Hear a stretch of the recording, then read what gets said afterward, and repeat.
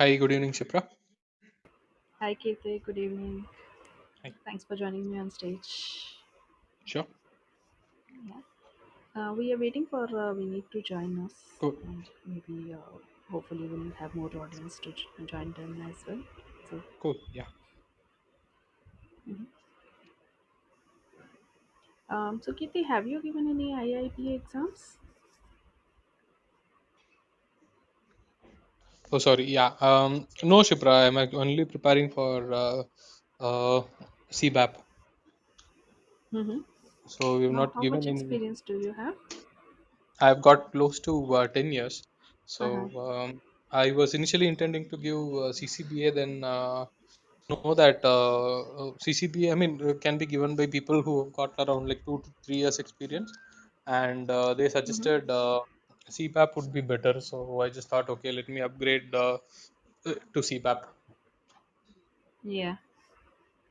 So, are you preparing for it offline or have you joined some institute?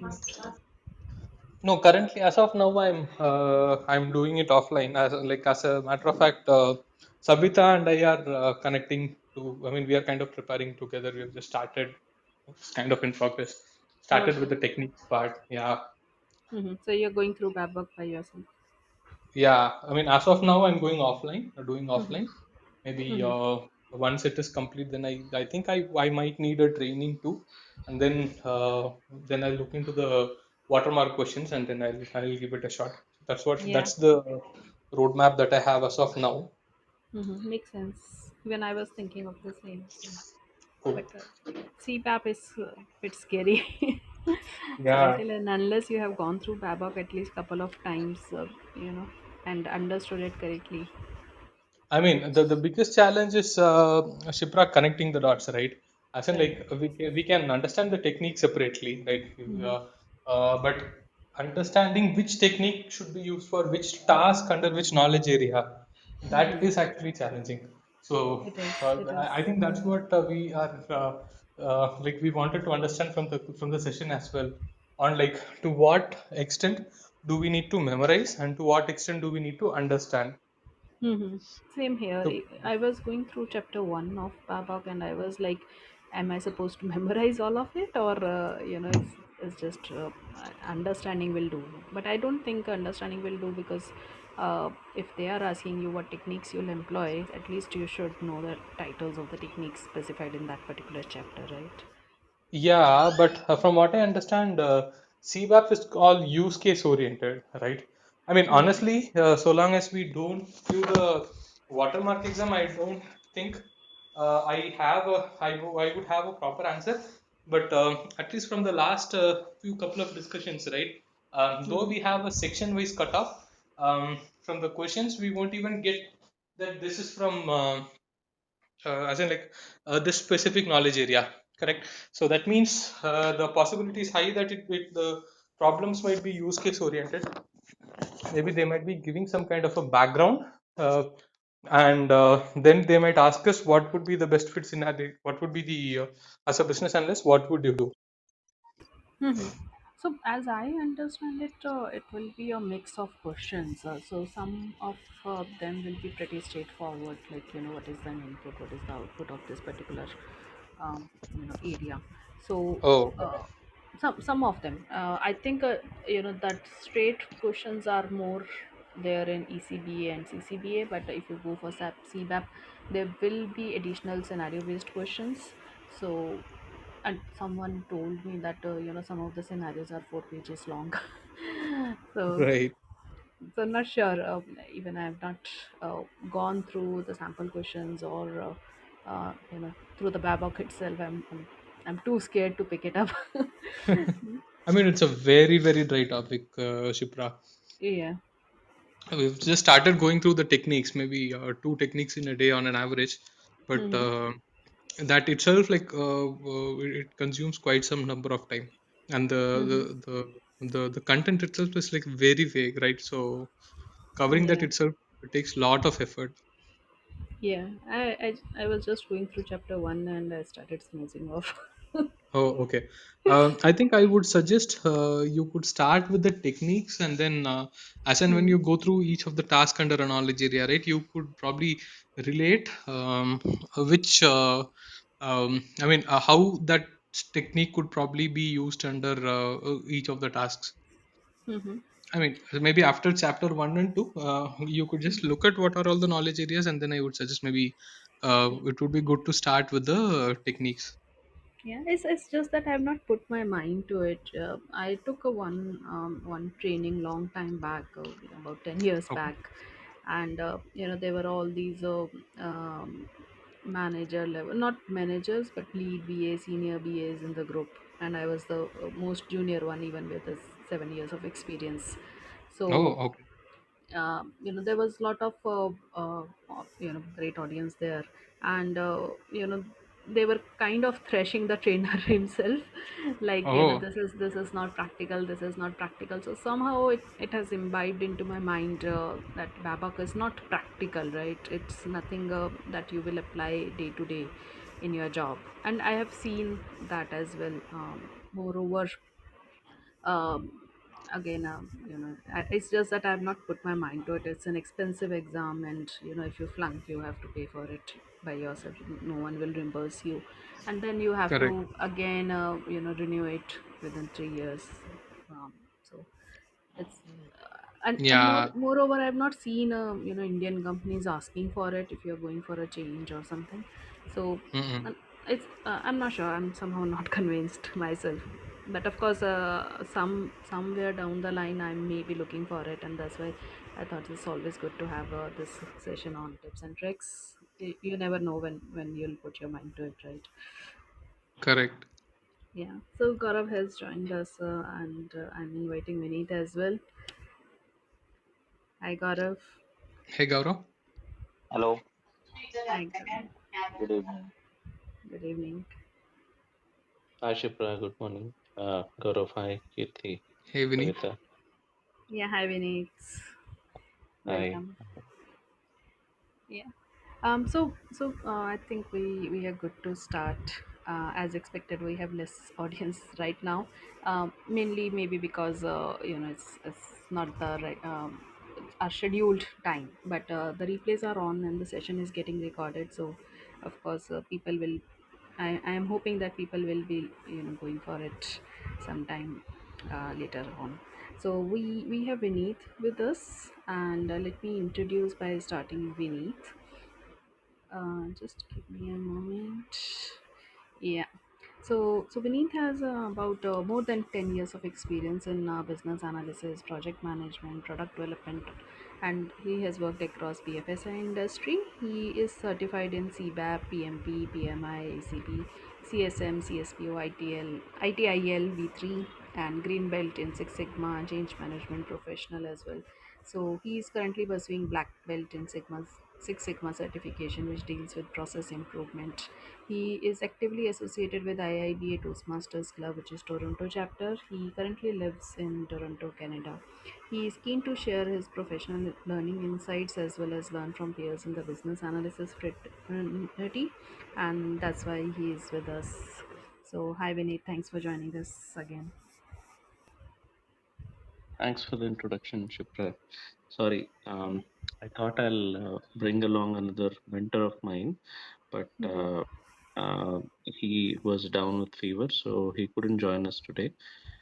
Mhm. Next time, if we have a session on the same topic, I'll request him to join us. But for now, Yeah. Um, agenda for the session is like if someone is interested and they have specific questions, I can take it in the second like later part. And firstly, if someone is interested in applying for any of the certifications offered by IIBA, we can talk about the prerequisites, and then I can share my exam prep strategy. Gaurav also has CBAP, so if he also has something to add, and then we can take questions. Does that sound like a good flow? Yes, Vinny. So before we start, shall we start with an introduction of IIBA, CBAP, ECC, ECBA, CCBA exams, and other introduction which are must have. So, So shall I do that, Vineet, or will you do that? Sure, sure, Shipra. If you can, if you have some Yeah. content, if you can please do it. Yeah. Yeah, sure. IIBA is one of the associations, I'll say, which offers three certifications for business analysts. They have more certifications as well, but three specifically, which are the most famous ones, are ECBA, CCBA, and CBAP. So ECBA is for kind of people who are aspiring BAs and who are going into this role, who are freshers in this role. CCBA is for a bit of experience into BA profile, and CBAP is for senior BAs, and there are a certain number of years of experience that these certifications want. So even if you are a fresher and you want to go for CBAP, you have to wait till you complete that number of years. And yeah, so market wise, these certifications hold the most value for a business analyst profile. And we are here to learn from beneath the tips and tricks. So we will be using a term BABOK. So BABOK is the BA business analysis body of knowledge, which is the book that you need to study and go through in order to clear any of these exams. I think we have established a bit of background here. Let me know if I'm missing anything, Vineet. Sure, Shipra. So I think that's a good introduction to start with. Um, Mm-hmm. and so yeah, as the name indicates, IIBA is International Institute of Business Analysis, and it's a professional apex professional training body. All these fraternities, like project management is a fraternity. We have PMI, Project Management Institute, which has been established for 50 years now. IABA is relatively new because it took a while to identify that as the profession was always there, but there was no apex body to impart training and certification, something similar to PM, project management. So often these two terms used to be overlapped, project management and business analysis, because it was interfabricated. They identified this as a separate domain in 2003, and IABA is headquartered in Toronto, Canada. That's where I am put up. So I had a chance to interact with a few authors of Webbox. So I can't probably share at their level. That's why I was thinking I'll request someone. But yes, whatever given my interactions with them and my exposure, I can definitely share my insights. Thanks, Vineet. So Vineet, before you joined us, we were talking about CBAP exams and other IIBA certifications. So before we start into tips and tricks, what are your views on the value addition of these exams and how practical they are? To be honest with you, uh, so anyone who, so there are three types of business analysis roles, which business analyst roles that industry offers. Like we all know, junior level, 0 to 5 years of with 0 to 5 years of experience. Intermediate level, 5 to 10 roughly. They ask for about 7 to 8, and anyone above that is a senior BA, guiding and assisting a team of BAs, or at least one or two business analysts, right? So given the structure, a junior business analyst, usually I haven't seen any certification requirements. So it so happens that there is a need, and if you look at the job description of any job, any that you apply, there is a job description. There are qualifications. In the qualification section, there is a must have and there is a nice to have as well. So usually certifications I see in the nice to have section than must haves. Um, in the recent past, I have also seen some senior business analyst roles, which is usually more than 10. When they say it more than 10, no, they are also a little flexible. People with 7 years, 8 years experience also do apply for those roles. um, I have seen the certification as a need in must haves also. So it really depends on the role that we are applying. And like, yeah, intermediate business analysts are usually the ones who try to take up the certification as the service suggests. and very very senior business analysts as well, like 25 years in the fraternity. They also tend to take the certification a lot because by then they have imbibed the concept of business analysis and it comes naturally to them. So this is the trends I've seen, but yes, there is definitely a demand, and it's considered as one of the toughest exams. Like if someone has taken PMP and CBAP, if you ask them what is comparatively tougher, um, like I often get to hear it is CBAP. Given I'll discuss about the nitty-gritties of each of the certification. I do have both the certifications, PMI and PMP and CPAP. Yes, there is a demand. Just to answer your question, Shipra. Thank you. Hmm. Thanks, Vineet, for confirming that. So, yeah, so if there is a demand, of course, we should look for taking up this exam, somewhere down our career path. So, yeah, I think we should, we should start with the tips and tricks that you have in store for us.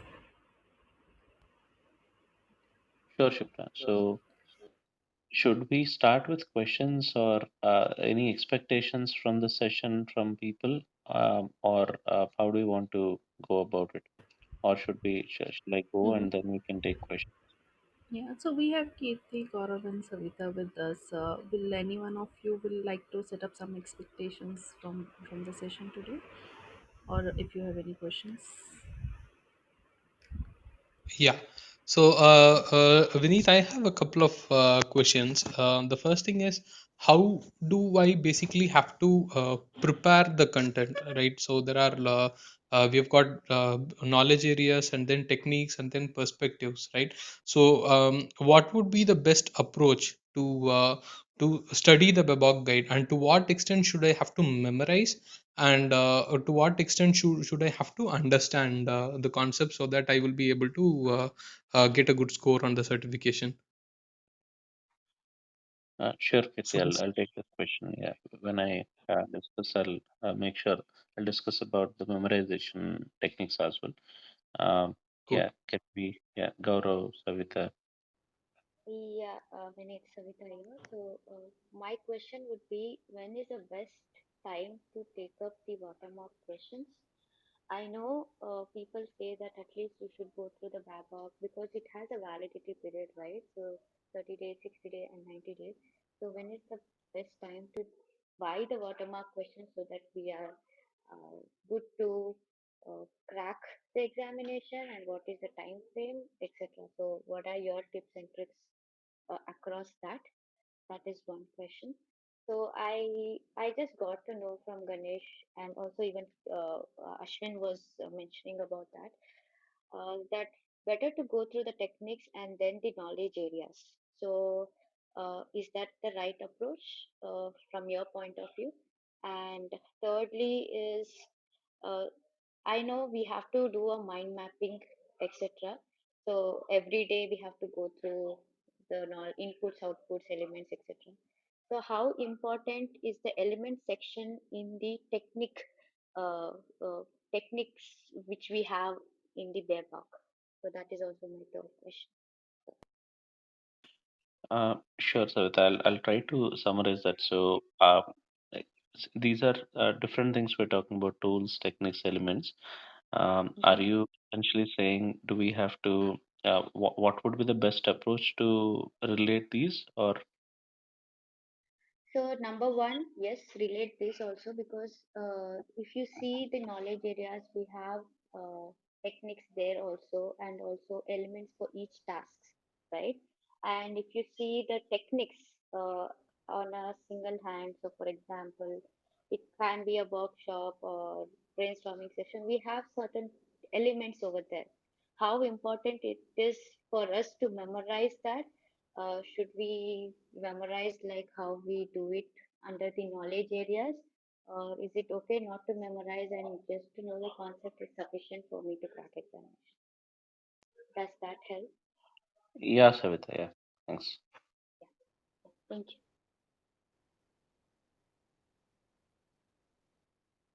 Anyone else? As Karthik, hi, Karthik. Karthik? Okay.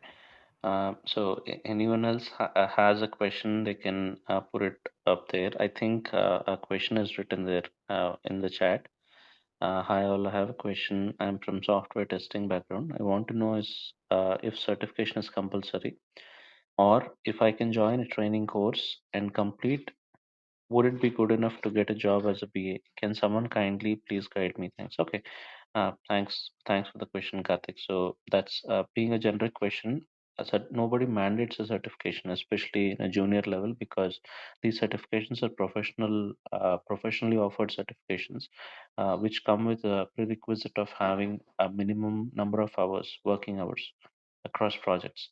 So no junior business analyst is expected to have a CBAP, or they can take up a entry. Like there are three levels of certifications, so they can think of the first level, but that may not, like, it's not a mandatory thing that you have a certification, but that talks on your behalf.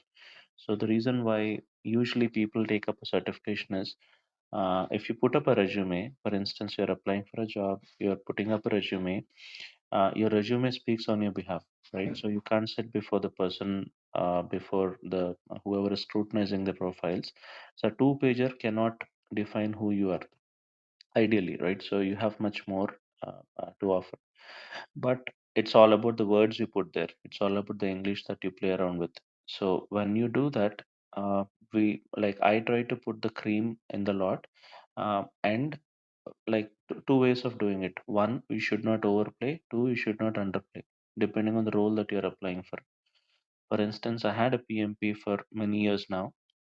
I never bothered to put it up on my resume when I used to apply for business analyst roles, because they used to see me in the lens of a project manager when I put PMP and ACP and those related project management related certifications. So certifications can be confusing as well. Like if you're applying for, yeah, it all depends on the recruiter as well, right? So you should not throw a vibe that you do not belong to the fraternity. Okay, that's one thing. At the same time, yes, certifications do help. If I mention that, there is these are the certifications that I have next to my name, nobody goes through each and every word of the resume. Right next to my name, if there is a certification, it will definitely stand out from the other resumes. There is a potential chance for filtration, and that will land me an interview. Yes, it did work well for me. After the certification, I heard more responses, but it's not mandatory or essential. Nobody asks for it unless you're applying for a senior level roles. Does that answer your question, Karthik? I think I've covered. Shipra? Mhm. Yes, I Vinith, I guess it does. Okay. Okay, so we'll start with the core handbook. So there are three different types of certifications: ECBA, CCB, and CBAP. CBAP being the highest offered certification. If any of you would have already started preparing, you would have got a sense of. Um, so I'll try to expand what the certifications are also. ECBA stands for Entry Certification in Business Analysis. That's for the essentially for the junior business analyst without any work experience. And yes, if you put a ECBA, there are higher chances of your resume getting picked. Gone are those days where, for instance, there are five must-haves and five nice-to-haves in a job description, in a qualifications or skill set section. When you filter resumes, when I filter resumes, right, like I get candidates fulfilling. There is a tick in the box for all the must-haves and the nice-to-haves as well. So the competition is really tough. So out of the 100 resumes or whatever I receive, if in case I'm shortlisting 10, 100% the basic criteria would be someone who is tick in the box for all the 10, for all the 10 pointers, like five must-haves and five nice-to-haves. So entry-level certificate in business analysis, not many people are taking, but it's a good to have for a junior level business analyst who is a fresh graduate, if they want to enter the field of business analysis. The intermediate level certification is certification of capability in business analysis, that's CCBA. Usually, it's suggested for someone who has 2 to 3 years of business analysis experience. So anyone who entered the fraternity and just getting a pulse of how things are going, he or she is assisting the senior business analyst in the team. They may not be able to relate it to a higher level, like okay, what's happening at a higher level. They may be aware of the operational level day to day, but to connect the dots, you need to understand the bigger picture. This certification essentially focuses on what's happening around and where do you stand in terms of the whole chain. There is a big process and we are just contributing, right? So this usually has a pulse offering, like that sort of a intent it has, CCB. The level 3 of this is CBAP, Certified Business Analysis Professional, that recognizes BA professionals who led and have over 5 years of BA experience. Like I mentioned, usually intermediate to senior level business analysts tend to take the certification. This comes with a prerequisites of having 4,500 hours of work experience in the last 5 years across different projects. This is with a graduation. Even without a graduation, you can pursue the certification. Someone who has entered the workforce right after the 12th or a diploma, they need to have 7,500 hours of work experience. Okay, so this is one of the prerequisites. The second prerequisite is having development units, professional development units. Um, so you need to go to a endorsed education provider. Like you will get many people online imparting training on this. You need to pull up or accumulate PDUs, 35 PDUs. That's the second prerequisite. One way of doing it is going to a certified training provider. There are a lot like Simply Learn and Knowledge Hut. There are people who offer this certification PDUs. Like essentially, you need to attend the sessions, and at the end of every session, they accumulate 1 hour or whatever they award. And end of the course, there may be a quiz internally. Once you clear that, you'll unlock a certificate. So keep that handy. Ensure that you have the name that you want on the certification. Otherwise, you may attract unwanted scrutiny at a later point in time. So sometimes you may give a short name. So make sure when you're giving that name to the training provider, the name remains consistent with the one which you want to apply with the IIB. Okay, like I'm just trying to avoid back and forths. That's the reason I'm trying to mention a few small details here. Yeah, I spoke about work experience PDUs. The third level is applying for the exam. So one way is taking the training with the one training body. Another way of doing it is become a member of IIBA. It costs somewhere around $150 or 150 US dollars. Then they have live or recorded webinars, which awards, like for instance, today there is a webinar for 45 minutes or 1 hour. They're awarding one PDU, right? So you become a member so that you have access to that material, like webinars, and you are gradually accumulating PDUs. Okay, so once you have 35 PDUs, people do that as well. They store all the PDUs that they accumulate over a period of time, and then yeah, that's when they apply for the certification. So this is the second approach. Like here, you'll not be charged essentially. So IABA or PMI has paid webinars as well as unpaid webinars. So to develop the fraternity, for instance, the same thing which I'm doing here, if I do it, if with the information, like if I give this information to IABA saying that I'm doing this, something like this, which expands the fraternity of business analysis, they can award me a PDU. For every 45 minutes or 1 hour, I get one PDU, and I can count that towards my certification. Okay, just giving you an example of how can you accumulate PDUs. Okay, apart from the traditional route of going to a training provider. The third, like I said, after these two, have these two on hand, and then apply for the exam. And while applying for the exam, you need to be careful because uh, they expect you to work on all the knowledge areas. So essentially, they have make all the uh, tasks and elements, everything under BOK has been categorized under 6 knowledge areas. They expect you to have, IIBA expects you to have worked on all the knowledge areas in a given proportion. So make sure, like, some people may essentially work, this is like offline, but everyone may not get a chance to work equally on, or maybe, you don't have exposure to work on all the 6 required. Suppose there is a fifth knowledge area called requirement analysis and design definition.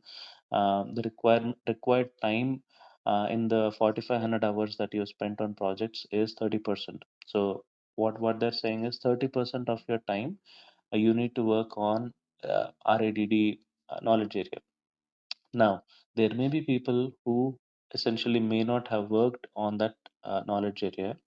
So, two ways of doing it: either you work and then wait for wait for accumulating those many hours and then apply, or when you fill up the application, not everyone has exact bang on requirements. So it is okay to tweak around a little to say that yes, like an ideal way of doing that is take 4500 hours, take those percentages of each of the knowledge area, multiply or divide it by that percentage, and put those many number of hours in the project template. In the when you fill the experience template, many people they put the actuals that they worked, and they get rejected, and they don't know how else to proceed from there. So this is something which is worth noting. IIBA does not expect you to, comply. There is no hard and fast rule that yes, you have to work for the 30% of the time to give the CBAP. Like probably it's 20% of the time, but yeah, you can extrapolate by some more hours and just put it there so that you are eligible. You are a intermediate BA. You have say 7 or 8 years of experience, or maybe a senior business analyst, but not every time you get a chance, right? So this is one thing, please be mindful about. The exam fee part, like exam fee, like all in all it is around 500 US dollars, one for becoming a member. Becoming member gives you a discount of 20% on the examination. Usually, IIBA comes up with some kind of a discount on exams towards the end of the year because of the targets that they have. And IIBA is a non-profit organization, PMI as well. They don't operate for profits, but to maintain the website, to bring people on board, professionals on board, they charge this fee for the membership, right, to get their operations going. So it is a reasonable, like, every year they review this fee and ensure that it's not overboard or underboard. So that's the kind of fee you're looking at, 500 US dollars for all in all, like becoming a member, applying for the exam, and sitting for the exam. What else? Once you submit the application, there will be a scrutiny. Like wait for 5 days to get a nod of an acceptance of your application. Usually, it's automated. There is no people's intervention unless there is a red flag. But there are random audits. Not every application goes to the eye of a scrutinizer. um, when there is a red flag, like I mentioned, if someone has mentioned lesser number of hours, right, like 25% instead of 30, so it may so happen that sometimes they do permit. They notice that yes, this person has lesser or more in a particular knowledge area, and still they surpass. Sometimes they come up with a query saying, "Can you please justify?" Or sometimes there is a push communication saying, "You don't qualify or you don't meet the criteria, so just wait for you to complete those many hours and then start refiling." Okay, so that's the kind of responses you can expect. There would be some professional references also that they would ask in the examination process. So make sure the references are not too big. Like there are people who end up giving their super manager's name, super boss's name, and they are not available for a call in case they get a validation call, right? So, or people end up giving numbers or email addresses of people working in different time zones. So try to the references should not be too big, should not be too small. They can be your colleagues as well. They can be your peers, not essentially managers. So they don't come back hard on you saying that you didn't give your manager's name. It's a professional reference. You can always have a person who can vouch for you that you are working in that capacity in that company. That's it. No further questions. Or sometimes they may email as well. Can you please confirm this person's presence in your organization working in the capacity of a business analysis analyst? So they just have to vouch for you. So make sure you get good references as well. Yes, say we take the happy path, we get the approval. That's when you're good to go to pay for the exam and schedule the exam. You'll have 1 year from the date of approval to sit for the exam. Once you become a member also, that's valid for 1 year. So usually the cycle say 1st Jan you become a member, and this process of applying for the exam and you getting an approval say takes 1 month. So Feb 1st is where you stand, and these two cycles are different. So many people think that once they apply for the exam, that's when their clock starts, right? Once they get an approval, that's when there is 1 year. But also be mindful about the membership. Some people's membership lapses, and then you'll have to pay a higher fee. That discount of 20% will not be there, will no longer be there. So just be mindful about two different cycles there. Okay, so these are till now I was talking about how to apply for the exam. The often mistakes that I have seen, I have come across, and applications being rejected. Any questions so far before we go into the actual exam prep strategy? Yeah, hi. So yeah, please do ask questions if you have any. You are free to flash your mic, and I'll call you on stage. And if you want to raise your hand, you can join us on stage as well. So Vineet, we have questions in the chat. So there are various courses for beginners, business analysts that are available on Nodby. Some of them are quite good. Do these qualify as PDUs for ECBA? And I guess you have already answered that the the course needs to specify whether PDUs will be given or not. But some Right, can take those PDUs from Udemy as well, right? right, Shipra, that's right. So before starting a course, on the there is a prelude, and there is an introduction about the author and the certification on Udemy. Avinash, just to answer your question, there are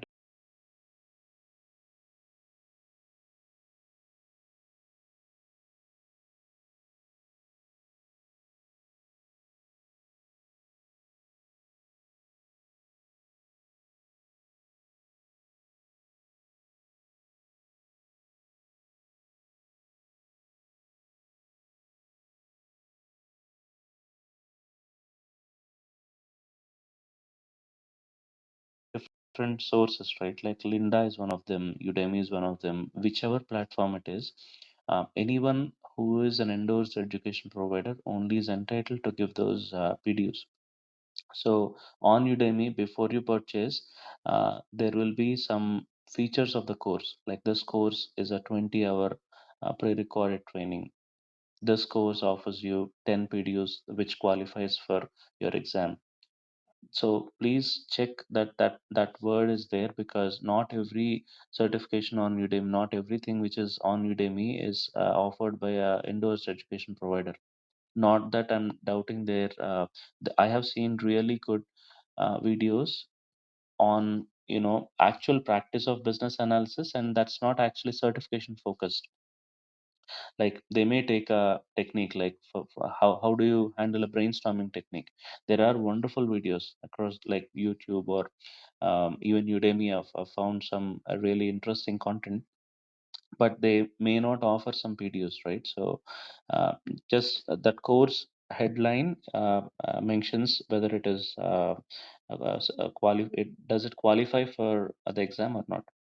Difficulty level of ECBA, Suhas, like ECBA is an entry level. I don't think it is very difficult, but it gives you a sense of what is expected out of a junior business analyst. They define the terms, right? Like often use jargons in the industry, like define business analysis, define a stakeholder, define a sponsor, right? Define a, end user, define a customer. Different roles are being are discussed. They give you a sense of like if you look at CBAP, the first two chapters are usually the content in ECBA, like that's in a great detail, right? Like they expand the content, like how is a sponsor important, what is the role of a sponsor. It is briefly touched up here, and the same content is elaborated in ECBA. So you just have to get a pulse of who is who. If you're stuck somewhere, who do you have to go to? So that sort of a navigation help you get from ECBA. CCBA is little advanced when compared to ECB. They don't go in greater detail of the knowledge areas and elements and tasks and techniques that usually is discussed in CBAP. Okay, so is there another question, Karthik? So is this regarding which certification is CBSE? Just to clarify, I am talking about CBAP, Karthik. So for now, like I mentioned, if ECBA or CCBA, I can have like we can try to have another session on the same topic. I'm trying to invite a guest speaker who is president of IIBA. Today he's unfortunately down with fever. So next time we'll certainly have this session again, and probably he can share a few more insights about this because I did not take ECB or CCBA. If you talk about the exam tips and tricks, I may not be able to share. I know what the certifications are. I know the content of the course, but I don't know the structure of the exam. So CBAP is something which I have given, and I can talk about it. Karthik, again, if I have 4 years experience from, okay, I think I've answered that question. Shipra, can we move forward? Vinit, I just want to add one more thing. So, which I learned from the Simply Learn uh, course. So, that is once you earn the PDUs, that is valid for 4 years. So that is what I got to know. I'm not sure whether Simply Learn wants to make money out of it or whatever it is. So that's what I heard. I'm not sure whether it is true or not. So that is one. And also the second one is when we submit the application in IIBA, so most of the times it gets auto approved within a day. So sometimes it gets picked on the audit. So during the audit, they ask certain questions which we should be able to answer. Otherwise, whatever the application fees we are paying, that would be forfeited. So we have to be very mindful whatever we are we provide the details over there. So until all the knowledge area shows 7,500 hours, you cannot submit the application. That is what I have seen. So that is also one of the things that we should keep in mind. As Vinith correctly said, please inform your references if you're taking any references. Just keep them informed that in case if you get an email, please respond. So you will get to know if it is approved or not approved within 24 hours of time frame. Just wanted to bring out these 2 points. Thanks, Avita. Thanks for adding that. Like I mentioned, like 1 out of 10 usually is picked for audit. So if that one is usually if there is something which is not regular, like a lesser number of hours being reported on a specific knowledge area or a higher number of hours, those are flagged, right? Like the system flags them and pushes it for a scrutiny. Those are usually the ones, or the audit can be random as well. They So just pick. what I've seen, Vinith, I recently submitted the exam application form. So whatever the data we are entering, automatically it shows up how many hours you are supposed to have and how many is still a shortage. I'm not sure about the calculation how they do, but once we start entering the data automatically, once you fulfill number of hours, automatically that particular area will be checked. I mean, a checkbox will appear stating that you have completed the number of hours required for that particular knowledge area. So once you complete everything, then only you can go ahead and submit. Until then, you will not be able to submit the application itself. Yeah, yeah, right, Savita. Like So, like I said, essentially there is no hard and fast rule that you have to work for those many hours on that knowledge area, though it is mandated. But make sure, like one often committed mistake is they usually put the actual experience that they worked on. Like probably someone is working heavily on design phase, say 50% of the time, but they work lesser on the other knowledge areas like planning. They are lesser involved, or strategy they are lesser involved. So yeah, when there is an automated, definitely that helps. Don't think that it is a, yeah, like this is what is my actual experience. And or probably if you want to wait, that's also not a bad approach. But if someone wants to give the exam, right, and this is something which is stopping you, that's okay. IB also knows you, nobody can stick exactly to these number of hours. So just go ahead and play with the little, playing with the numbers is accepted, and they also know about it. Okay, Yeah, so and one more thing, just wanted to add to the forum that it's not necessary to be a business analyst for past 7 to 8 years to apply for this examination. If you have sufficient number of years of experience, and if you can just give 7,500 as knowledge hours, which you have worked on the task, then you can go ahead and apply. It's not based on the designation or role which you're working in your company.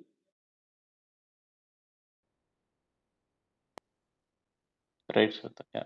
So usually, like they consider per day, like at the max someone can work for 9 hours. So they take a calculation like 9 hours, 200 working days if you take. So 1800 is something which number of hours is something which you work annually.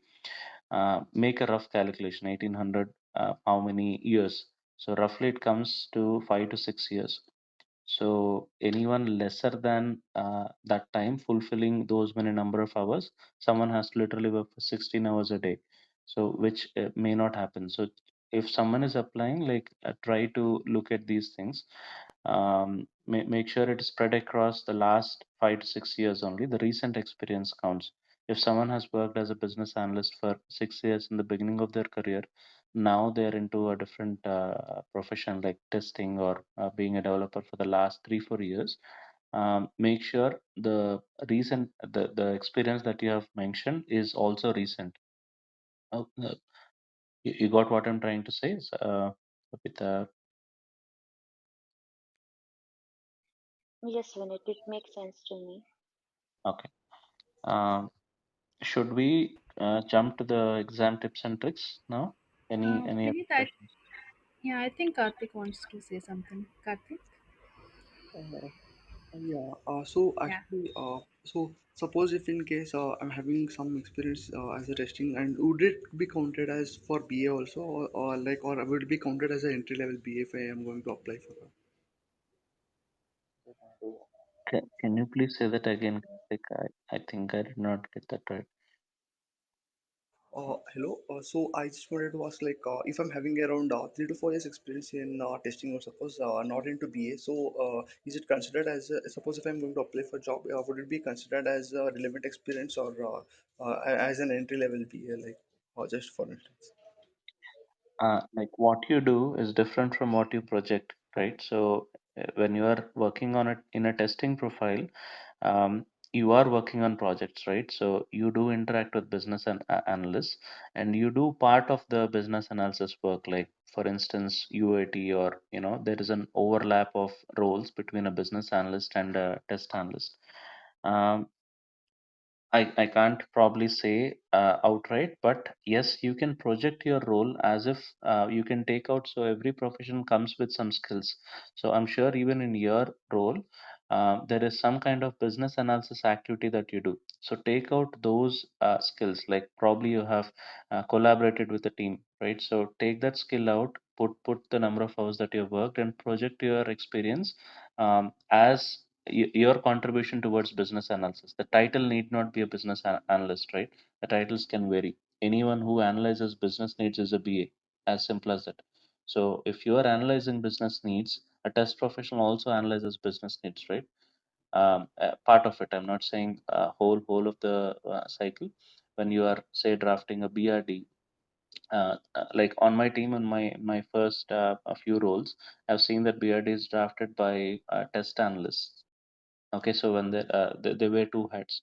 So make sure you project your experience only from a business analysis standpoint.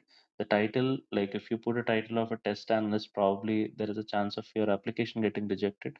So just be diplomatic while applying. No, nobody is stopping you from applying, but yeah, little tweaking around is needed there probably.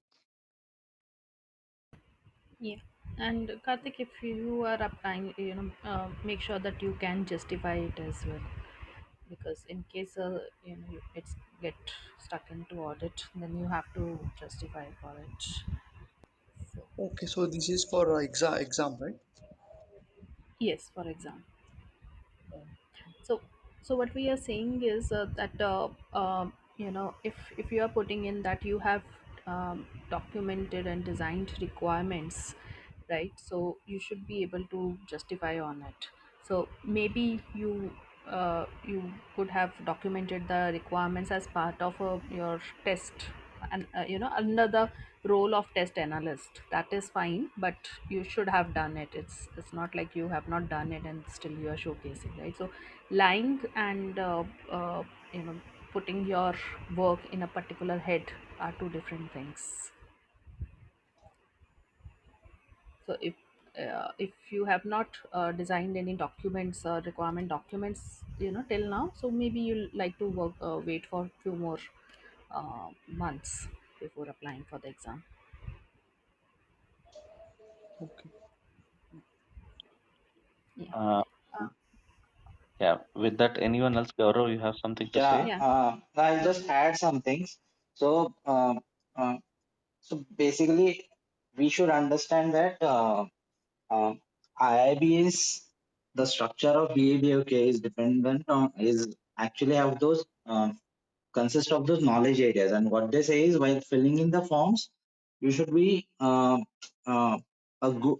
I mean, you should have worked on all those knowledge areas, and these many hours you should be working on them. So instead of just looking at the hours, you should understand those knowledge areas, what they tell you to do, or what does BA does under those knowledge areas. That's why even before going for filling in the form, you should be aware of BA BOK, and then only you'll be able to fill in proper hours, even though you are not a BA. And secondly, you'll be able to justify, because as a tester, you might have mostly worked on solution assessment side of things. But then still there are other aspects of BA BOK you might have touched upon. What I have seen and what I think logically might be happening is generally the entry level BAs or intermediate level BAs, actually when you start growing into a business profile, then most of the BAs get an opportunity to work on strategy execution side of things, which is mentioned in BABOK. So I think for ECBA, even though you might not assign certain hours to it, but then I think for CBAP examinations, I think having a little bit of exposure to strategy execution side of things would help. I mean, in 2.8 you used to call enterprise analysis, but in I think 3.8 strategy analysis. So that is something I guess only most of the time I have seen as senior BAs generally get exposure to that particular knowledge area. And I think one of the criteria maybe the audit might be happening is if any for ECBAs or entry level BAs who is showing more hours of exposure on strategy execution might ring certain bells saying that okay, how is it possible? Generally, I mean industry wide, I haven't seen it happening in last 13, 14 years. Might happen, but then that can be an exception. So that is also another maybe red flag that IIBA might be having. But while filling in the form, you should keep in mind that these are the knowledge area. This is what BA does in that knowledge area, and what I have done in that knowledge area. Than just filling in mathematically what are the hours that I have worked on. Yeah, that's it. Yeah. Thanks Uh, for. yeah, thanks for adding that, Gaurav. So intent is more important, like I mentioned, Karthik. So uh, like not every word is the same, right? Basically playing it's just playing around with words and English. So as long as you're actually performing those tasks, it can be a different word or verbiage, but make sure you're actually associated with those works that is desired to be worked upon. Okay, so if that part is okay, then we can go to the next exam prep part. Shipra? Sure, Vinny. Okay. Anyone who has already applied for the exam, I'm not sure how your prep strategy is, but I can share whatever is mine, and it worked well. I have shared this with a few others in the group. Like, I'm a part of some Toastmasters, and they were preparing. They have followed the same path, and they personally found it relatively easier. Because one thing is for sure, memorization is needed. Just in one line, right? So nobody can get a feel and remember that much content. The subject is definitely dry. It's filled with words. Probably it's not good to draw a simile between PMP and CBAP, but when I personally like was preparing for PMP, um, numbers, right? Like, it was a mix of both text and numbers. So, like, for example, calculate the variance or standard deviation, or say procurement, there were some formulae. Um, so it was a mix of remembrance, memorization, as well as some logical. So if you remember the formula, give me any scenario, even if it is 100 different scenarios, I'll just blindly apply that formula and I'll get the answer, right? So CBAP, I haven't seen calculations as such. Like, I'll come when I discuss about the exam. So there are calculations, but not a formula based calculations. Okay, so when I actually come to the exam, I'll come there. Um, so prep strategy. 2 months is, for instance, you have 60 days that you target to give the exam, which is like exact fit of like 2 months is not too short, not too long. If you are definitely undeviated, you can definitely try to finish it up in 2 months. First 15 days, try to finish off this application filing, and whatever I've just discussed so far. Follow the handbook, get the application approved. Parallelly, you can also start looking at the BEBOK. So BEBOK is body of knowledge, which you get a free copy is given to you when you once you become a member of IIBA. Okay, you can unlock the free copy. So once you become a member, you can unlock the certification. Or there are some uh, corrupted versions available as a free resource, but IIBA usually prescribes you to become a member and then download your own BEBOK guide, where there is a watermark with your name. Okay, so try not to mug up or memorize from the first glance of Bebok. The whole of Bebok is like, you have to start relating things, like whatever you study on page 50, you'll have to try to relate it to page 300.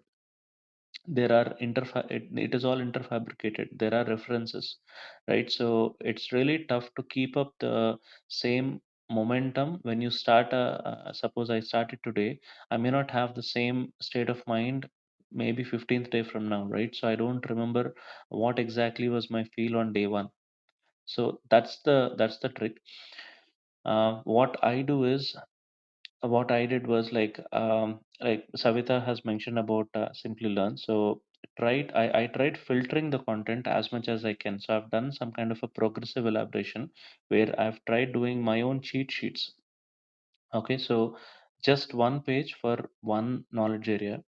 Okay, one knowledge area includes multiple things. I'll come about the details. Basically, there is an overview. So for every task, right? Like, there are 49 tasks across 6 knowledge areas. Um, Business analysis, planning, and monitoring is the first knowledge area. And okay, so I'll take the names of knowledge areas so that it's important to understand. The first knowledge area is planning and monitoring. Second is elicitation and collaboration. Third one is requirements, life cycle management. Fourth, strategy analysis. Fifth is requirements analysis and design definition. And sixth is solution evaluation. One thing to mention here is, it's not in the same order, right? Like, nobody expects you to perform tasks in the same order. They found internally some logical flow, and that's why they have put it there. But planning is a continuously happening thing. Collaboration is something which happens continuously across the phase of the project, right? Like, it can be initiating or it can be closing. When you're sitting with a team, and discussing about the project, it is essentially you're collaborating, right? So even at the end of the project, towards end of the project, also you're collaborating. Requirement lifecycle management, it talks about the various phases of requirements, like how when you collected requirements, when you validated requirements, when you have verified requirements, there are different phases of requirements, right? So it discusses about that part of the thing. And strategy, like usually it identifies needs within a current state and the prioritized future state. So there is a current state, like business analysis is usually is all about either a problem or an opportunity for a company, right? So when there is a problem or an opportunity, there is a current state, and you want to become something else, right? Like there is a desired or anticipated future state. So how do you connect these dots is where your role is crucial as a business analyst. Okay, so strategy is important that way. Requirements analysis and design definition. This is about analyzing the needs in order to recommend a solution that meets the needs. Because a need, there is a need, there is a solution, right? So essentially, whatever we are trying to do should lead towards a solution rather than if there is towards doing all these things, if we are not getting a solution, there is no point, right? So this is the most important every knowledge area has its own significance, but a heart or a brain of things is done usually in this phase, like when you analyze the requirements that are gathered, and then when you define the design and architecture, that happens in this phase, in this knowledge area. The last one being solutions evaluation. So how do you evaluate a solution or a solution component which is fulfilling the need? That's something which is essentially discussed in solution evaluation. Um, Now going back to the prep strategy, like I mentioned, 2 months. If you divide it under four different cycles of 15 days each, first 15 days, try to try not to overwhelm yourself reading the whole of the book. Okay, so this is purely from clearing the exam perspective, not for grasping the concepts. There are people who take 6 months time, 1 year time to read from page 1 to page 600, and then try to grasp slowly, digest it, and then sit for the exam. That's one way of doing things. If that permits, that's the idealistic approach. But if it is just clearing the exam, you're running short of time doing the corporate job, and there is a family time. And so I had to take this path because I wanted to get this going. Sometime towards December is a lean time for me. If I let that time go, probably and from Jan things start picking up pace. Okay, so I have taken this approach where there is already filtered content available. Like suppose Simply Learn comes up with some kind of a handbook. They already have done a filtering of content, like whatever is discussed in each of the knowledge areas. Probably 50 pager is summarized in 5 pages. Okay, so take that as a reference. It's like slides, right? PPT slides. It's very, very filtered. That will not talk whole of the book, but it is very, very filtered. Um, this is just to get an idea, right? So try getting an idea of just flip around the handbook. Just see logically if whatever is mentioned there makes sense or not, because uh, not like don't try to memorize. There is a temptation to start memorizing things from the first instance. um, go from page 1 to page like Z, and try to connect the dots. Like, okay, so for first knowledge area, they're trying to discuss about needs, change, solution, context, value, and stakeholders. What essentially are they trying to talk about? Okay, so just from a logical standpoint, okay, first 15 days, you're trying to, even in that the first 1 week, try looking at the playbook or handbook and try making your own cheat sheets. Okay, one knowledge area, one cheat sheet is that I have prepared for myself. Each of the cheat sheet, like one knowledge area, like I mentioned, has different tasks, right? Like every task, so there is a grid that I have made for myself. If chance permits, I'll put it up on Telegram. All the cheat sheets that I prepared for myself. There is a task like first knowledge area, business analysis, planning, and monitoring has 5 tasks, right? And like every task has an overview of the task. There is a purpose of the task. There are elements in the task as a part of the task. There is a guideline and tool, guidelines or tools. There are techniques. There are stakeholders, and there are inputs and outputs. Okay, so these are like it's not connected essentially, but these are different dimensions of looking at a task. Okay, so far so good, Shipra. Just checking the pulse if I'm going. The session is being headed in the right direction. Yes, Vineet, it's fine with me. Anyone else has anything to add? No, I guess Vineet, please go ahead. Okay, okay. So, overview and so when you take each of the tasks, right, like make a grid of each of it.